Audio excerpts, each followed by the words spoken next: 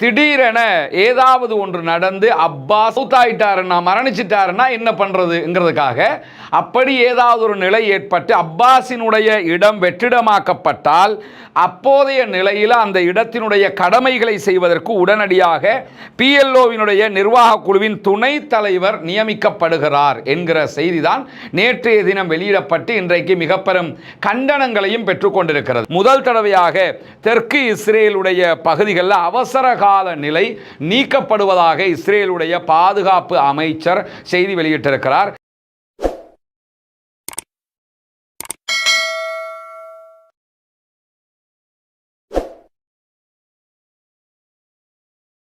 அன்பிற்கினிய சகோதர சகோதரிகளே, நம் அனைவர் மீதும் ஏக இறைவனுடைய அமைதியும் கருணையும் உண்டாகட்டுமாக என்கிற உயரிய பிரார்த்தனைகளோடு பாலஸ்தீனத்தில் கடந்த 2 ஆண்டுகளாக நடைபெற்று வந்த யுத்தம் தற்போது சமாதான நிலையை எட்டி இருக்கிறது.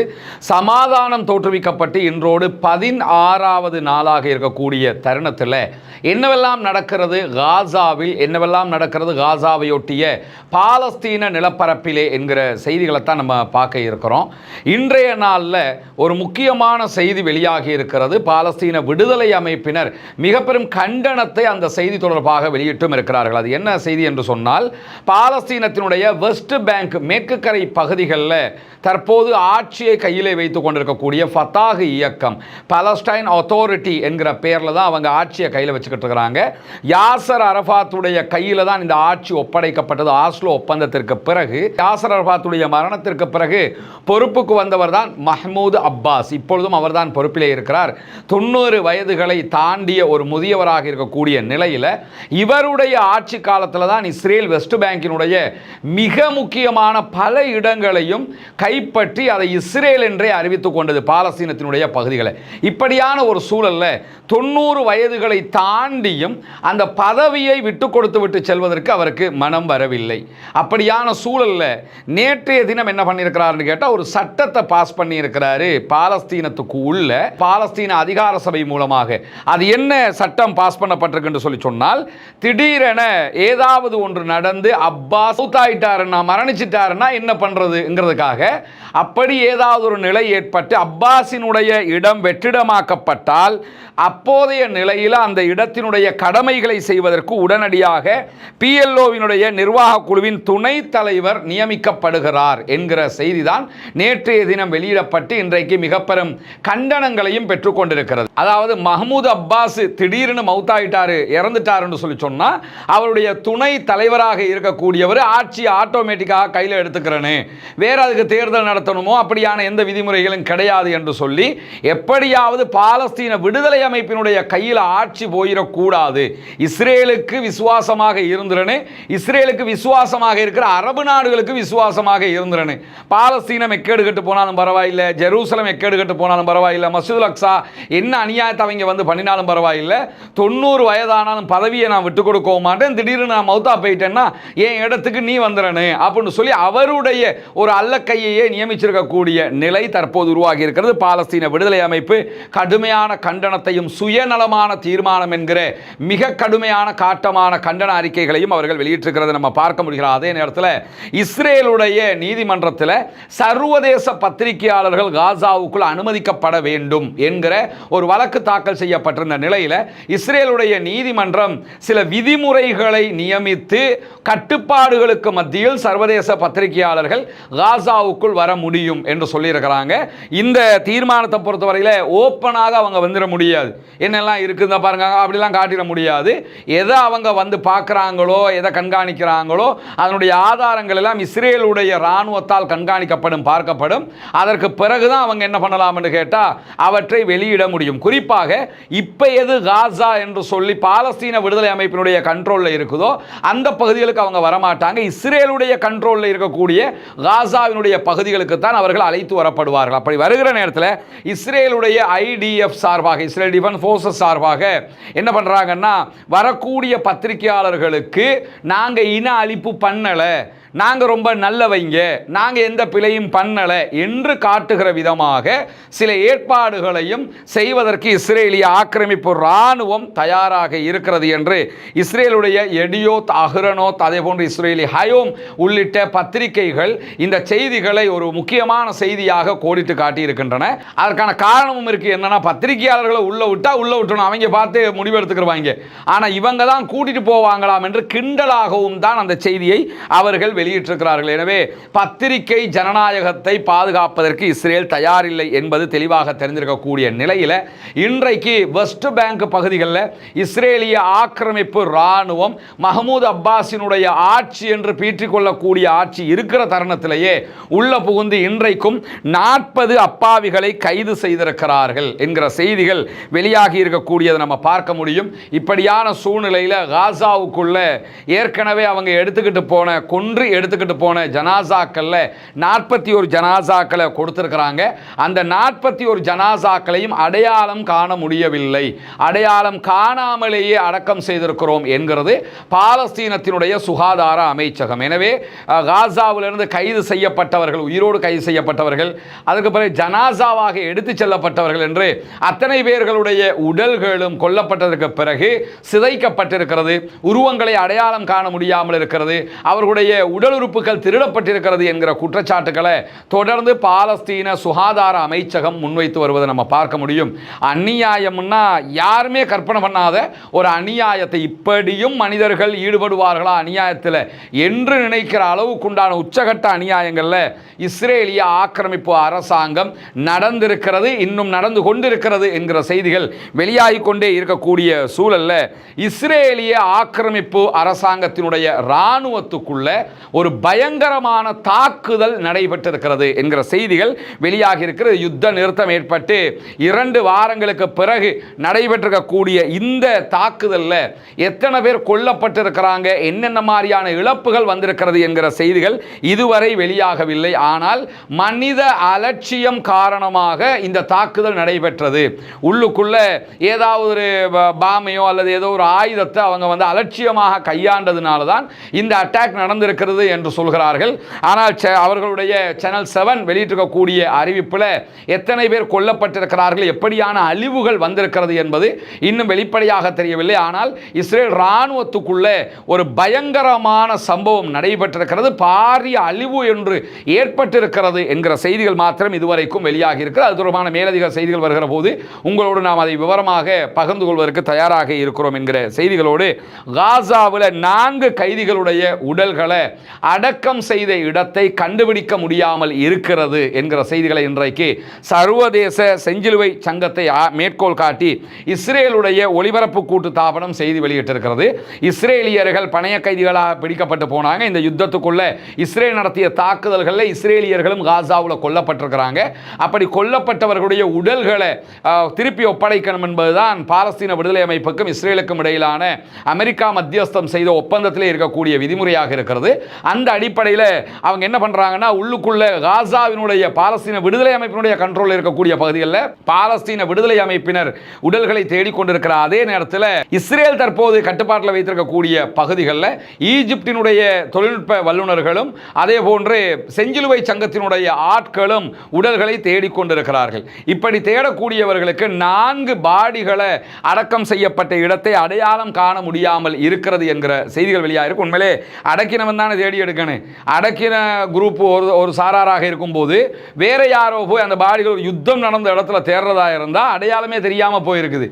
அடக்கினவங்களுக்கு கூட ஓரளவுக்கு இதுவாக இருக்கலாம் என்கிற ஒரு கெஸ்ஸிங் வரலாம்.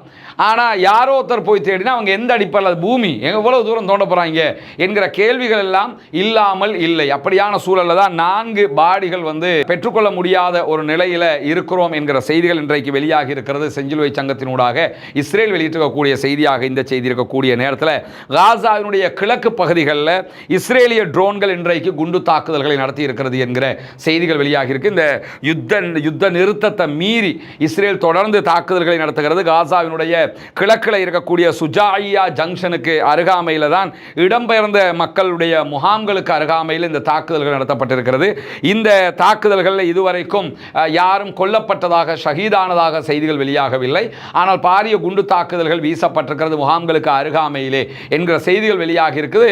அகதிகளாக சென்று யுத்த நிறுத்தம் என்கிற நிலையில கொஞ்சம் அமைதியாக வாழ நினைக்கிற மக்கள் மீது கூட இப்படியான அநியாய தாக்குதல்களை இஸ்ரேல் தொடர்ந்து நடத்தி வரக்கூடிய நிலையில தான் இன்றைய தினம் இஸ்ரேலிய ஆக்கிரமிப்பு இராணுவத்திற்கும் வெஸ்ட் பேங்க்ல இருக்கக்கூடிய ஜெனின் பட்டாலியனுக்கும் இடையில உச்சகட்டமான மோதல் நிலை ஒன்று ஏற்பட்டிருக்கிறது.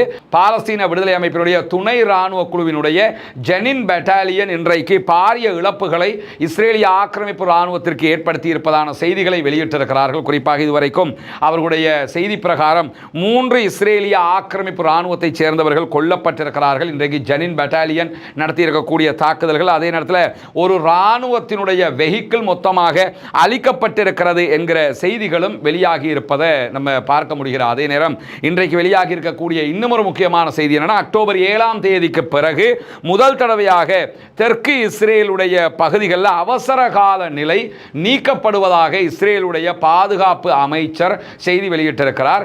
தெற்கு இஸ்ரேல் பகுதிகளில் இருக்கக்கூடிய மக்கள் நிம்மதியாக வாழலாம், உங்களுக்கான அச்சுறுத்தல் இனி இல்லை என்று சொல்லி இன்றைக்கு அவசர கால நிலையை நீக்குவதாக இஸ்ரேலுடைய பாதுகாப்பு அமைச்சர் இஸ்ரேலி காட்ஸ் வெளியிட்டிருக்கக்கூடிய அறிக்கையில் நம்ம பார்க்க முடிகிறது. இன்றைக்கு வெளியாகி இருக்கக்கூடிய முக்கியமான செய்திகளுடைய தொகுப்பாக இவற்றைத்தான் நாம் பார்க்கிறோம். எனவே தொடர்ந்து இணைந்திருங்கள். ஒவ்வொரு நாளும் காசாவினுடைய அடுத்தடுத்த நிகழ்வுகள் எப்படி இருக்கிறது என்பதை உங்களுக்கு மத்தியிலே கொண்டு வந்து தருவதற்கு தயாராக இருக்கிறோம். பாலஸ்தீனம் வெற்றி பெற வேண்டும், பாலஸ்தீனம் சுதந்திரம் அடைய வேண்டும், பாலஸ்தீன மக்களும் நம்மை போன்ற நிம்மதியானவர்களாக மாற வேண்டும், வாழ வேண்டும் என்கிற உயரிய பிரார்த்தனைகளோடு உங்களை மாதிரி என்றாலும் வேலை செய்யக்கூடிய ஒருத்தர் கொழும்புல ஒரு உண்டியலை கொண்டு வந்தார். 9500 ரூபா சம்திங் அதுல காசு இருந்துச்சு. அந்த உண்டியலை கொண்டு வந்தார். என்ற வீட்டு திட்டங்களை சேர்த்துக்கொள்ளுங்க. இப்படியெல்லாம் சேர்த்து செஞ்சிருக்கிறோம் அல்ஹம்துலில்லாஹ். 2வது வீடு இது சகோதரர் ரியாஸுக்குரிய வீடு. எனக்கு நிறைய கனவு ஒன்று இருந்த அந்த கனவு எனக்கு நிறைவேற்றி அதனால் ரொம்ப சந்தோஷப்படுறேன். நான் இப்படி ஒரு கனவு நான் நிறைய காலங்கள் நான் இப்படி நினைச்சுன்னு இருந்தேன். எனக்கு அமைஞ்சிட்டு என் பிள்ளைகள் இப்போ நிம்மதியாக பழக்கக்கூடிய அளவுக்கு நிம்மதியாரி. 3வது வீடு நம்ம கையளிக்கிற சகோதரர் கரீம் அவங்களுக்கும் அவங்களோட மனைவிக்கு தான் நம்ம ஒப்படைக்கிறோம். வீடு பிடிச்சிருக்கா? உள்ள போய் பார்த்தீங்களா? சந்தோஷமா?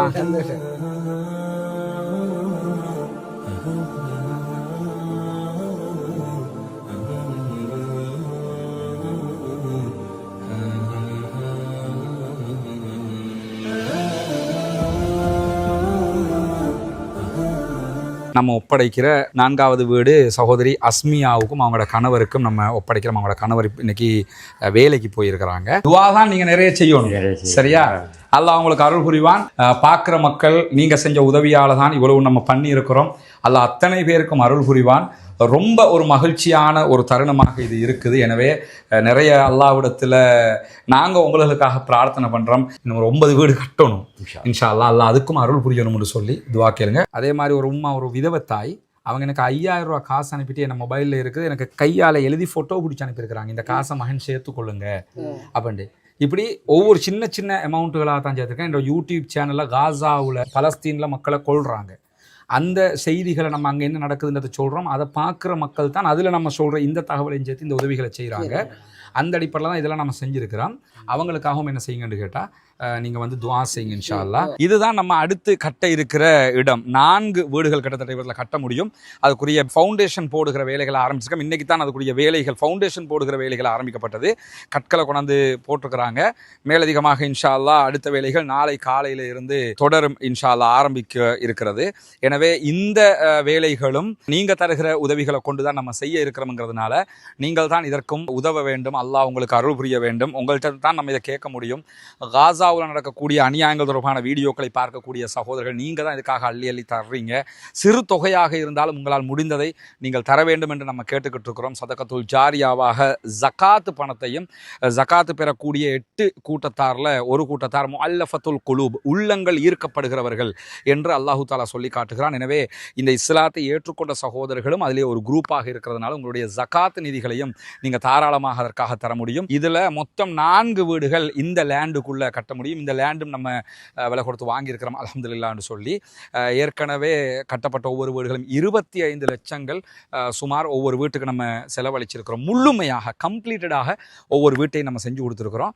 அதே மாதிரி தான் இந்த இடத்துல 4 வீடுகள் கட்ட வேண்டி இருக்கிறது. எனவே இந்த வீட்டுக்கான உதவி ஒத்தாசைகளையும் வாரி வழங்குமாறு அன்பாக கேட்டுக்கொள்கிறோம். உங்களிடத்தில் மட்டும்தான் நாங்கள் கேட்டு வர முடியும். எனவே இந்த வீடியோக்களை பார்க்கிற சகோதரர்கள் இதற்கான உதவிகளை வாரி வழங்குங்கள். முன்னால் தெரிகிற நம்முடைய வங்கி கணக்கிலக்கத்திற்கு நீங்கள் உங்களால் முடிந்த உதவித்தொகைகளை அனுப்பித்தர முடியும். அதே நேரத்தில் வெளிநாடுகளிலிருந்து பணம் அனுப்ப முடியாது இந்த அக்கௌண்ட்டுக்கு என்று சொல்லக்கூடியவங்க முன்னால் தெரிகிற என்னுடைய வாட்ஸ்அப் மற்றும் தொலைபேசி இலக்கத்தை தொடர்பு கொள்ளுங்கள். உங்களுக்கு அதற்குரிய வழிகாட்டுதல்களையும் நம்ம தருவதற்கு தயாராக இருக்கிறோம். வல்ல இறைவன் நம்முடைய அனைத்து பணிகளையும் புரிந்து கொள்ள வேண்டும். அந்த மக்கள் மகிழ்ச்சியாக அதை ஏற்றுக்கொண்ட காட்சிகளை நீங்கள் பார்த்துருப்பீங்க. எனவே தான் இந்த உதவியை நாங்கள் உங்களிடத்தில் கேட்குறோம். இந்த 4 வீடுகள் கட்டிட்டோம்னா மொத்தம் 9 வீடுகள் முடிஞ்சிடும். அதுக்கு பிறகு இன்னொரு 6 வீடு, இப்படி நம்மளால் முடிஞ்ச வரைக்கும் எத்தனை வருஷமானாலும் கட்டி கொடுக்கறது எவ்வளோதாங்கிற அடிப்படையில் தான் இதற்காக ஓடிக்கொண்டிருக்கோம். ஒன்று புரிஞ்சுக்கிறேங்க, நான் இருக்கிறது பொத்துவில்லை இப்போ. ஆனால் நான் உண்மையிலே என்னுடைய வசிப்பிடம் கொழும்பு. இந்த பணிகளை மேற்பார்வையிடுவதற்காக மாதத்தில் குறைஞ்சது 3 தடவையாவது நான் பொத்துவிலுக்கு வந்து போய்கிட்டு இருக்கிறேன். இங்கே சகோதரர் ஃபௌமி பொறுப்பாக இருந்து செஞ்சுக்கிட்டு இருக்கிறாரு. கிட்டத்தட்ட கொழும்புல இருந்து வர்றதுக்கு 7 மணி நேரம் பிடிக்கும், திரும்ப போகிறதுக்கு 7 மணி நேரம் பிடிக்கும். இந்த நேரங்களையும் செலவு செய்து தான் நான் இதுக்காக வர்றேன். ஏன்னா நீங்கள் தருகிற பணம் சரியாக போய் சேரணுங்கிறதுக்காக வல்ல ரஹ்மான் நம்முடைய பணிகளை ஏற்றுக்கொள்வானாக. அல்லாஹ்விடத்தில் நிறைய பிரார்த்தனை செய்யுங்கள். எனக்காகவும் பிரார்த்தனை செய்யுங்கள். பாலஸ்தீனம் வெற்றி பெற வேண்டும் என்றும் பிரார்த்தனை செய்யுங்கள். அஸ்ஸலாமு அலைக்கும் வரஹ்மத்துல்லாஹி வபரகாத்துஹு.